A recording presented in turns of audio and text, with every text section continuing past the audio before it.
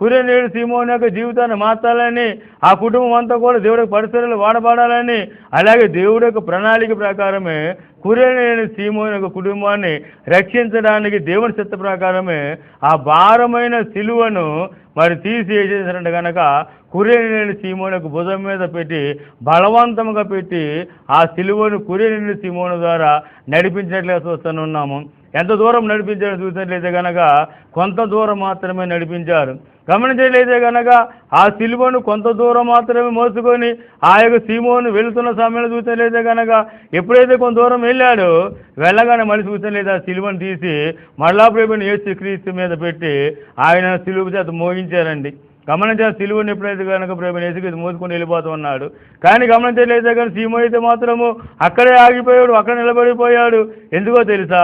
ఎప్పుడైతే కనుక సీమోను ఆ ప్రభుని యేసుక్రీస్తు చూసినట్లయితే కనుక